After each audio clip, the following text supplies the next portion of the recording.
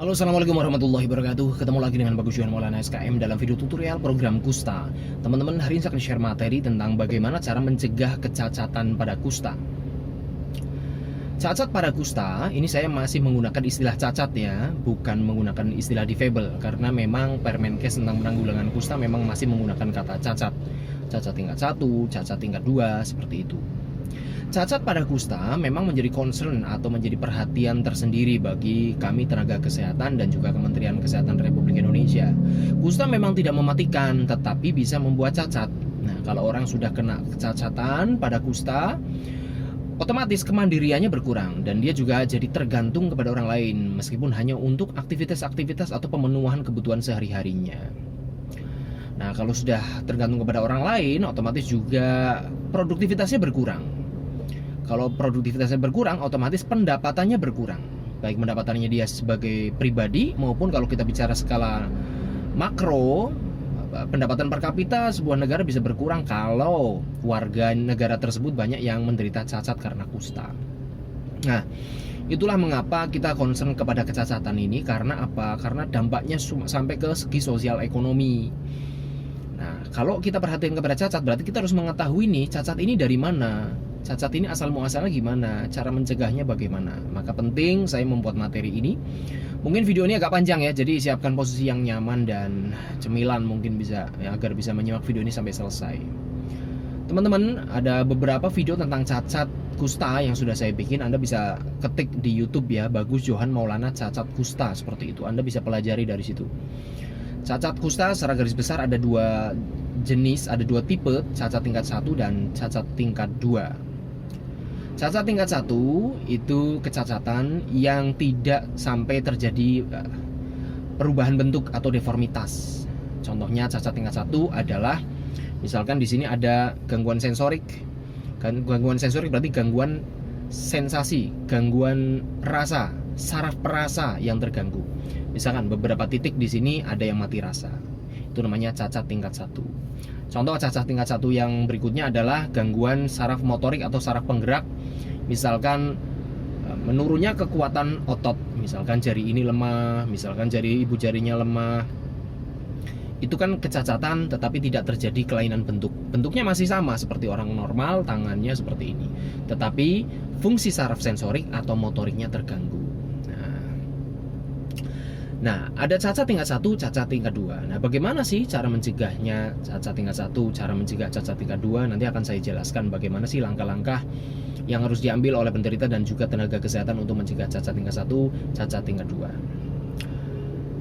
Saya akan jelaskan cacat tingkat 2 ini. Cacat tingkat 2 itu adalah cacat yang sampai kelihatan kelainan bentuknya. Contohnya lagoptalmus, orang tidak bisa merem dengan sempurna. Itu cacat kusta tingkat 2 seperti itu ada. Itu kan kelihatan bentuknya ya.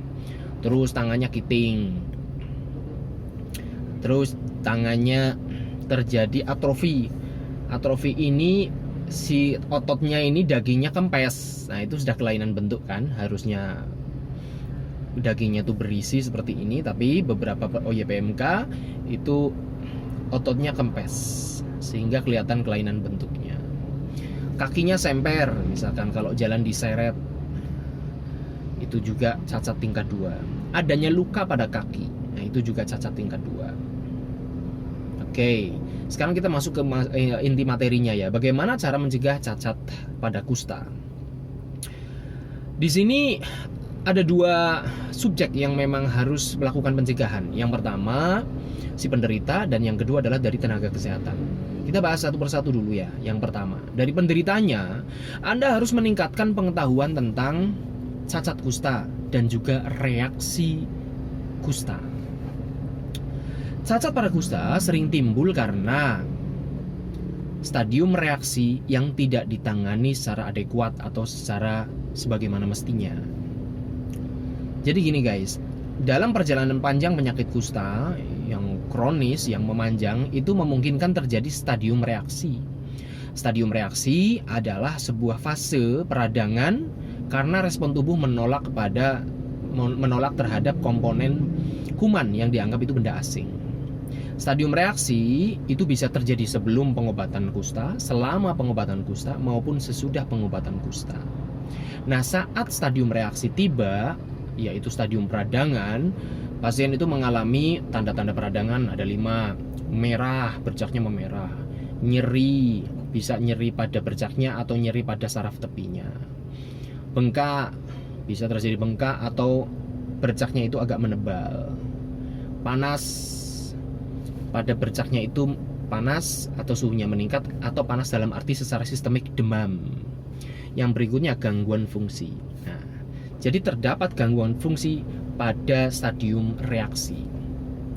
Gangguan fungsi ini apa ya? Gangguan fungsi saraf ya, kayak tadi saya jelaskan. Ada gangguan saraf sensorik, ada gangguan fungsi saraf motorik.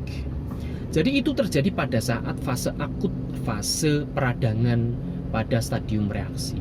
Nah, kalau misalkan tidak diobati, didiamkan saja atau diobati tapi caranya salah, maka gangguan fungsi saraf tersebut bersifat permanen atau irreversible, tidak bisa kembali seperti semula. Nah, itulah di situ terjadi kecacatan yang permanen, cacat tingkat 1 misalkan.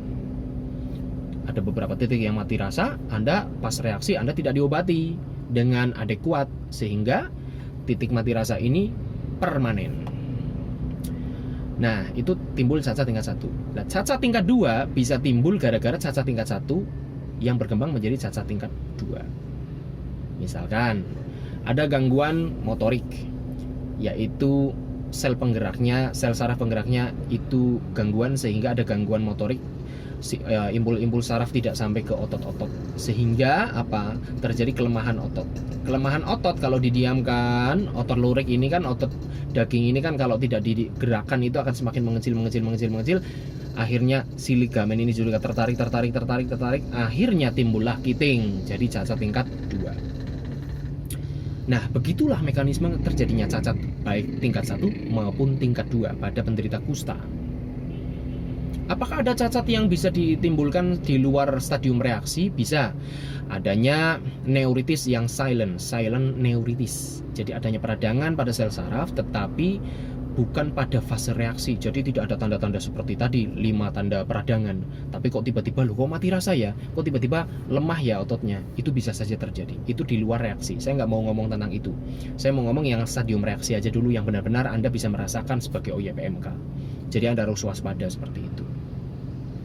Tentunya kalau yang tadi silent neuritis, tidak ada tanda-tanda peradangan, loh kok mati rasa ya, dan sebagainya. Ya itu Anda berarti harus segera ke puskesmas, ke tempat pelayanan kesehatan dan konsultasi dengan tenaga kesehatan.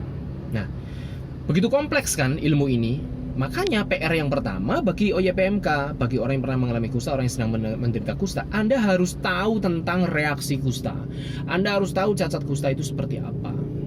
Nah, ini ilmu yang sangat penting, tetapi maaf sekali, ini sangat kurang. Ilmu ini tidak optimal diajarkan. Ilmu ini tidak optimal dipahami oleh penderita kusta.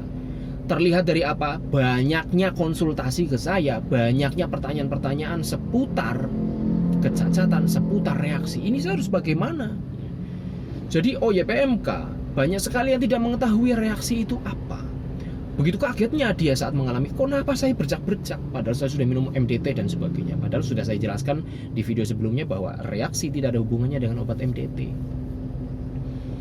Jadi reaksi itu apa? Kenapa bisa terjadi? Kapan saja bisa terjadi? Tata laksananya bagaimana? Harus menghubungi siapa? Harus minum obat apa? Dan sebagainya.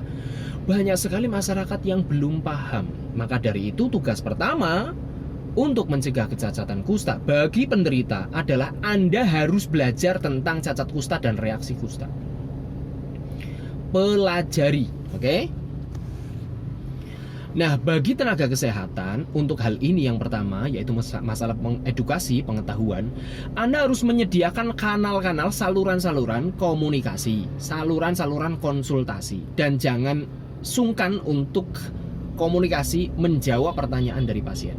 Pasiennya juga harus aktif bertanya, tenaga kesehatannya juga harus aktif membuat penjelasan, aktif konsultasi, aktif menjawab.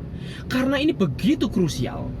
Banyak yang tidak tahu, akhirnya tata laksana ngawur, akhirnya tidak diobati dengan adekuat saat terjadi reaksi, akhirnya timbul kecacatan. Oke, itu PR yang pertama bagi penderita dan juga tenaga kesehatan mengenai edukasi, pengetahuan. PR yang kedua, bagaimana mencegah kecacatan pada kusta adalah harus rajin-rajin pemeriksaan fungsi saraf. Ada pemeriksaan namanya POD, Prevention of Disability.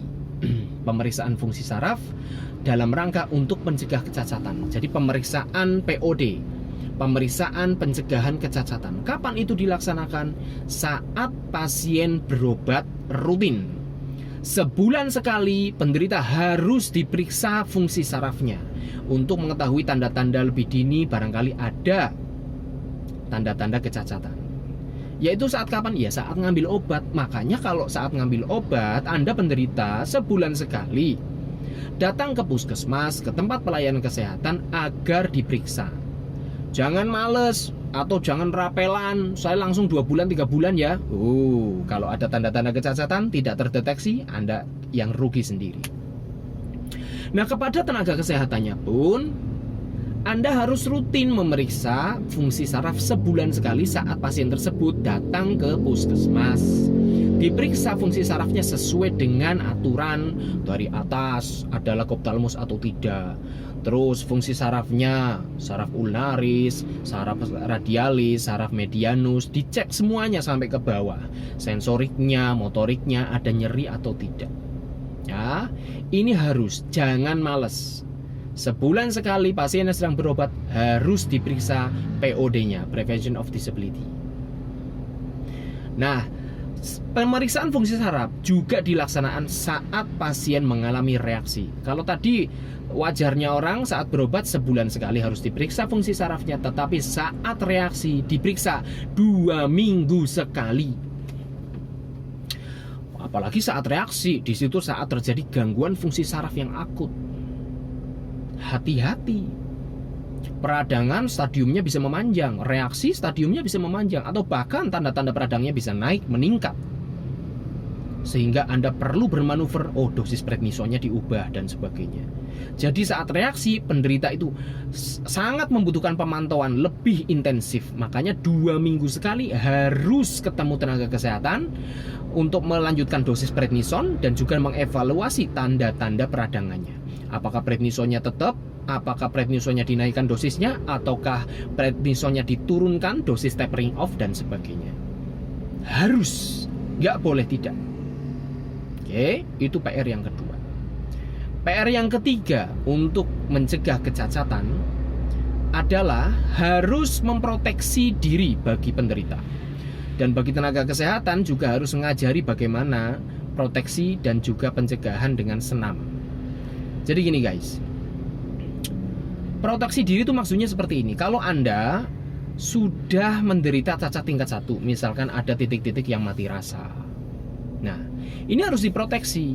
Anda harus pakai sarung tangan, atau misalkan kakinya sudah semper. Nah itu kan sudah semper, sangat berisiko untuk terjadinya luka saat berjalan menggesrek lantai, atau ada titik-titik yang mati rasa di telapak kaki Anda. Orang yang mati rasa cenderung abai karena tidak terasa sakit. Anda nanti sembarangan berjalan tanpa alas kaki. Anda mungkin pakai alas kaki tetapi alas kakinya kasar sehingga menimbulkan gesekan sehingga bisa lecet.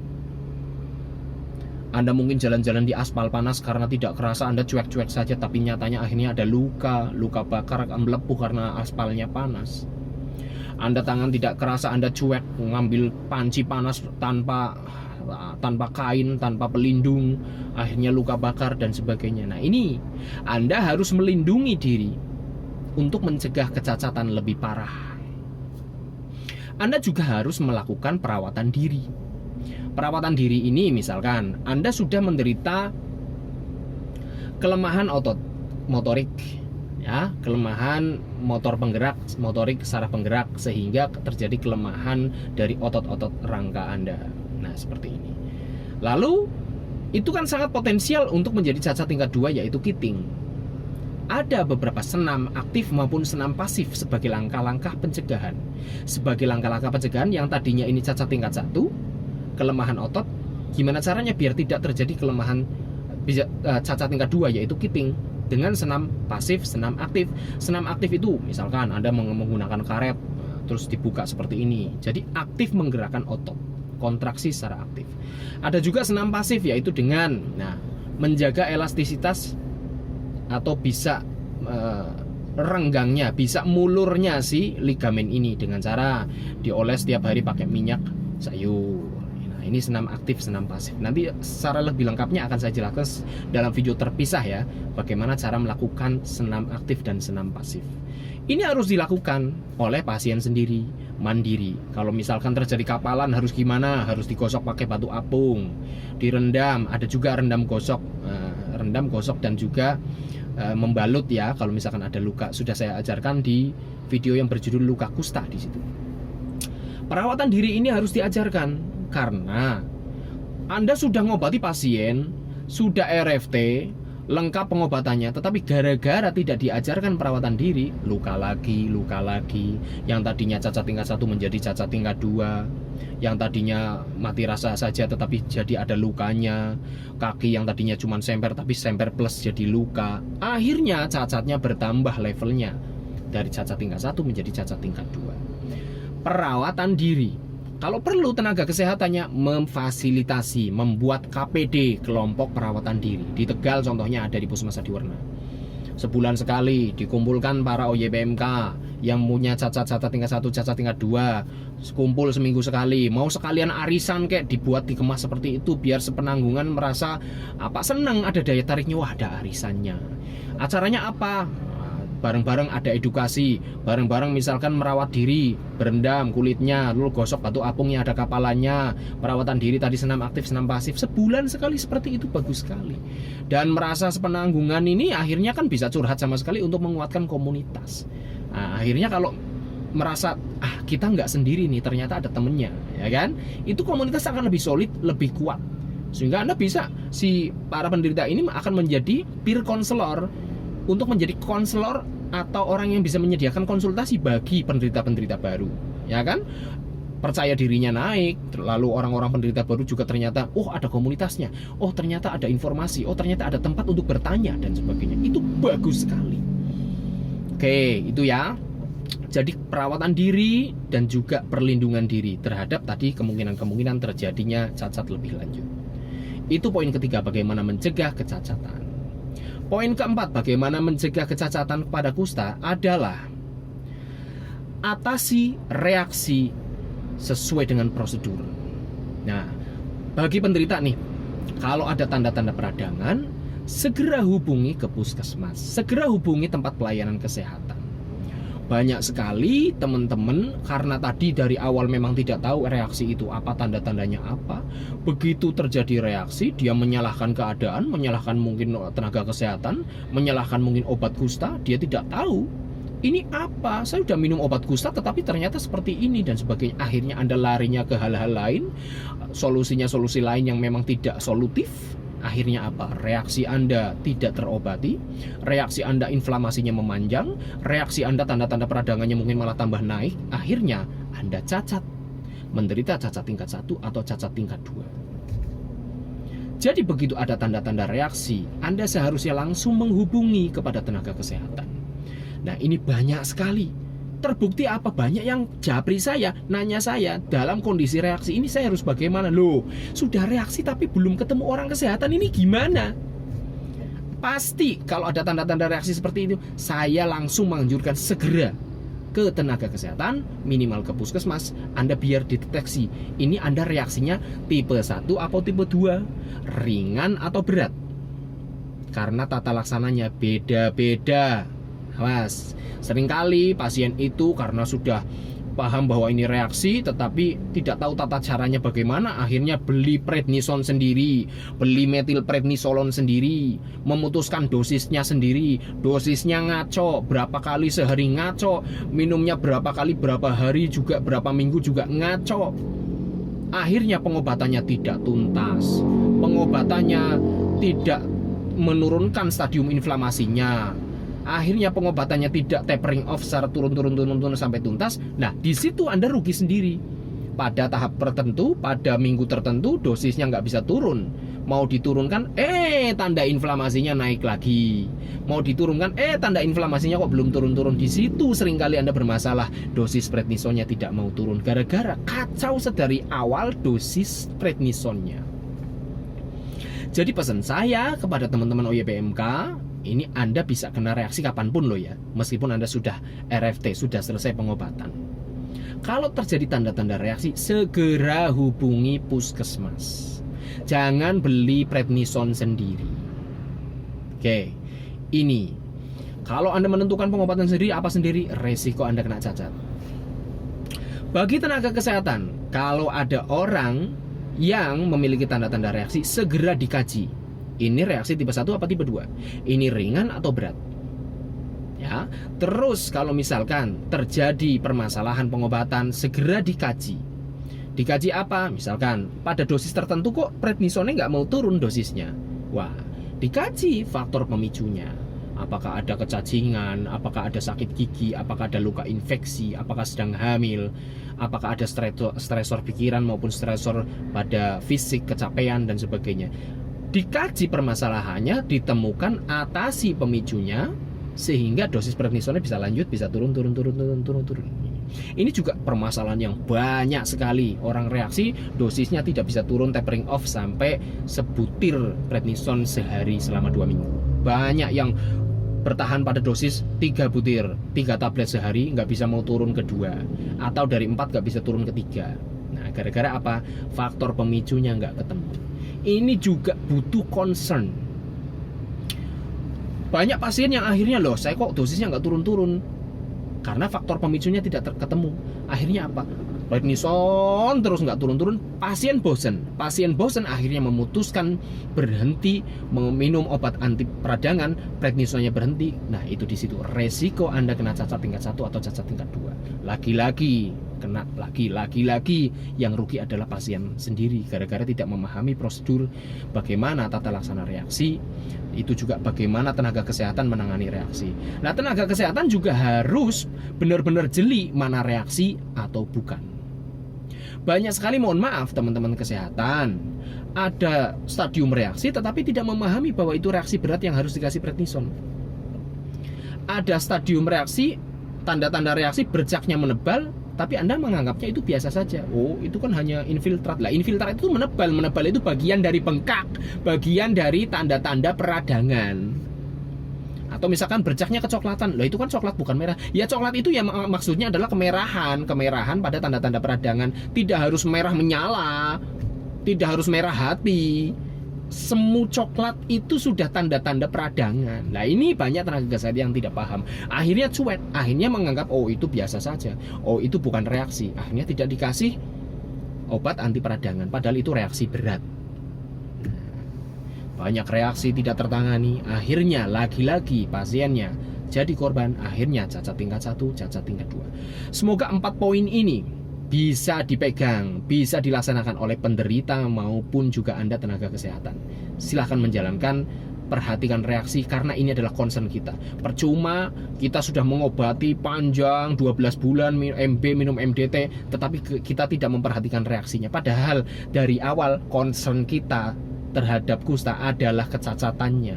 Tapi kalau kita cuek terhadap reaksi, akhirnya timbulnya cacat. Demikian, terima kasih. Assalamualaikum warahmatullahi wabarakatuh.